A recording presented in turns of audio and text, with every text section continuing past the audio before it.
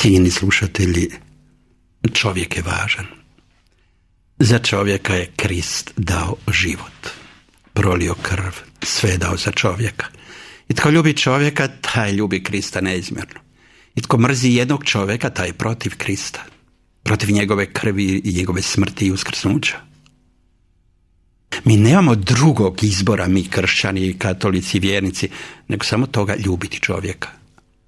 Kao što je Krist ljubio sve nas. Njegova jedina prava zapovjed je samo ljubite jedan drugoga kao što sam ja ljubio vas. Ljubite tako i vi ljubite jedan drugoga. U tome je čitav zakon i proroci, kaže, i sve je u tome. I kad ljubimo čovjeka, sve se dobro događa. Jer čovjek je gospodar zemlje i gospodar prirode. I ako je on dobar, sve je dobro onda oko nas. Čitava priroda raste, onda nema recesije i nema 7 milijardi, ne znam ja, da treba dovesti ponovno u naš budžet. Imat ćemo svega dosta. Svi ćemo raditi, svi ćemo zarađivati. Sve će biti drugačije. Potrebno je, dakle, sasvim drugačije početi živjeti. Čovjek. Kad se pitamo, a tko je čovjek? Onda nam je potrebna uvijek antropologija. Tko je čovjek? Postoji kršćanska antropologija ili biblijska i postoji znanstvena antropologija. Znanstvena ili filozofska antropologija nam kaže čovjek je duhovna duša. On je najprije osoba. A on kao osoba ima život. Pazite, život. Jedan je život. Taj život nikad ne umire. Život je vječan. Jer čovjekov život je duhovan život. A bit duha je sloboda od prostora i vremena. Dakle, taj život ne može nestati. On nema dijelova da bi se mogao raspasti. Zato fizička smrt je raspad tijela, ali ne raspad života i duše u kojoj je život. I raspad duhovne duše. I zato život je jedan. I taj život ti čuvaš kad god si dobar. Kad god si zao, ti taj život uništavaš. Ti si osoba, ali ti kao osoba postojiš. Ti si original. Niko nije osoba kao ti. Dakle, kao osoba ti se razlikuješ od svih drugih ljudi. 7 milijardi ljudi ti se razlikuješ. Ali onda, da bi ti živio, da bi ti imao egzistenciju ovdje na zemlji i u vječnosti, ti treba život. Život je naša egzistencija. To znači, Bog je tebe oduvijek imao u planu, u svome planu, u svome duhu imao je tebe i tvoju osobnost, tvoju originalnost. A onda te je stavio u život na zemlji. Stavio te u utrobu majke da se tu začmeš i rodiš i da živiš. I dakle, život je tvoja egzistencija. I kad izgubiš život, tebe nema na zemlji. Imate u vječnosti, ali te više ovdje nema. Zato čuvati život je najvažnije. Zato i bolnice, i doktori, i vojska, i policija, i svi imamo jednu jedinu dužnost, čuvati život. I zato i politička i sve druge strukture u svakoj državi čuvaju čovjeka, a čuvaju njegov život. Egzistenciju. Znamo koliko nam je život čovjeka važan. Da su ljudi spremni dati, ne znam, bubrek ili bilo šta drugo, da bi preživio netko od njezinih i njegovih. Da su ljudi spremni toliko toga žrtvovati samo da preživi netko. I da nam je najgora stvar kada se dogodi da nam netko umre. Drag, blizak. Čovjek nam je tako potreban.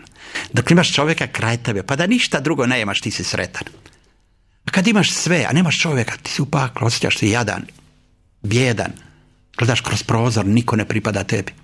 Ničiji nisi, nikamo ne ideš. Od nikuda nisi pošao. Samo ti je čovjek važan. I kad čovjeka, dakle, uzmeš kao prijatelja i kad čovjeku pomogneš da ti bude bliz i kad čovjeku obriseš koju suzu, počešljaš mu kostu njegovu razbarušenu, pomogneš mu malo, uzmeš ga za ruku i ohrabriš, onda se načinju najveća djela. I onda si sretan. Zamisli da je naša sreća čovjek. Živi čovjek. Sveti Irenej tako lijepo kaže, slava Božja, to je živi čovjek. Ne mrtav, živi čovjek je slava Božja. Bog se proslavlja time da čovjek živi. Zato Bog želi da mi budemo živi, ovdje zdravi da budemo na zemlji. I fizički i psihički. Bog želi naše zdravlje. Da li ste svjesni od čega dolazi bolest? Od toga što postajemo zločesti. Što mrzimo, psujemo, ogovaramo, što smo korumpirani, što smo sebični, što grabimo i tako dalje. Što nam je Bog postao trbuh i što nam je samo tijelo važno. Zato tijelo propada. Razara se. Zato dakle što je zlo u nama, zato nastaju bolesti. I kad će onda biti zdravlje? Kad postanemo dobri. A kad smo dobri? Kad ljubimo čovjeka. A što to znači ljubiti čovjeka? Ste ikad razmišljali, poštovani slušatelji? Da li si ikad ljubio čovjeka? Mi obično mislimo ljubiti čovjeka, to je kao kad majka se nagre na dijete, pa ga poljubi, pa pritisne na grudi, pa uživa, pa mu govori najnježnije riječi. Da, to je. Ali to majka voli dijete.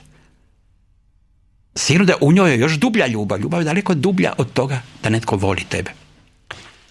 Mislimo kad se dvoje zaljube da je to onda ljubav. Nije, to je isto, oni se vole. Jer kad bi se ljubili ne bi nikad rastavili brak. Kad u njega uđu. Ljubav je zapravo u biti željeti drugome dobro. Željeti nekome dobro. Jer čim nekome želiš zlo, ti si zao. I ne ljubiš čovjeka. Ljubite jedan drugog kao što sam ja ljubio vas. Nema veća ljubav nego to da tko dade život za prijatelje svoje. Vi ste moji prijatelji ako činite što vam zapovedam. A što zapovedam? Da ljubite jedni druge. Dakle, kod Isusa je to tako jedna logika čudesna. Ako dakle ljubimo jedni druge, ako ljubimo, a to znači ako želimo jedno drugom dobro, tada smo Isusovi prijatelji. I tad možemo činiti čudesa. I tad možemo spašavati svijet. Važno je da u vremenima, kao što je možda naše malo tjeskobno i mučno i mračno, da u tim vremenima ne izgubimo nikada pogled na Isusa i na čovjeka i ljubav prema njemu. Jer to je svjetlo koje nas drži. Ne bojte se, dok ljubite čovjeka i dok onda ste s Bogom spojeni. I kad ste s Bogom, tko vam što može? Ako je Bog za nas, tko će protiv nas, kaže Sveti Pavao u 8. poglavlju poslanice Rimljanima. Čovjek je dakle osoba i ta osoba treba život. Taj život trebaš spasiti. I zato ako želiš drugome život, to je ono vrhunsko što mu želiš. Ako želiš da on živi, da zauvijek živi, da nikad ne ode ni u pakao, to je jedna smrt. Pa da ovdje ne umre, nego da živi dugo, onda si ti pravi čovjek. Onda si ti sretan čovjek. Jer najgore na svijetu što se može dogoditi, ubiti nekog čovjeka, tada osjećaš tako grižnu savjest i osjećaš da ti niko ne može to oprostiti. Jer Krist je oživio čovjeka, uskrsnuo čovjeka, oslobodio grijeha i smrti, a ti ga ubijaš. Ti ubijaš Boga u sebi. Evo kako je strahovito važno, dakle, ljubiti čovjeka. I to je ono što bismo trebali unijeti u novu crkvenu godinu, poštovani slušatelji, mi u Hrvatskoj. Jer nećemo ništa napraviti ako sad govorimo protiv onih koji suprotno misle od tebe, koji suprotno žive od tebe, koji imaju drugačiji moral nego ti. Šta ćeš imati od toga ako njih mrziš, ako protiv njih govoriš? Govori za njih.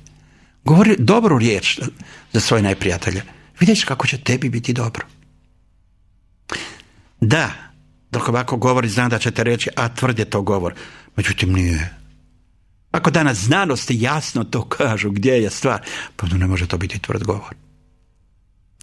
Jer pazite, kad ti oprostiš neprijatelju, tada si ti slobodan i tada ga ljubiš. To znači, kad mu oprostiš, ti želiš da grijeh koji je protiv tebe načinio, da ne bude mu zapreka da se on obrati, da dođe u nebo. To znači, kad ti nekom oprostiš, tada ne ide on u nebo, nego ti postaješ dobar. A on može ići u nebo samo ako se on obrati, ako on oprosti. Jer ako on tebe uvrijedio, a ne molite za oproštenje, te načinio zlo, a nije popravio, ako on mrzi nekoga, ne oprašta svojim neprijateljima, ne može se spasiti. Možete njemu 100 put praštati, on ne može u nebo. U nebo te ne dovode drugi ljudi, nego ti sam. Ti sam sebe vežeš uz Isusa Krista. Prema tome jako pazite da ne biste krivo mislili ako ja oprostim sad će on u nebo, a činio toliko zla. Neće.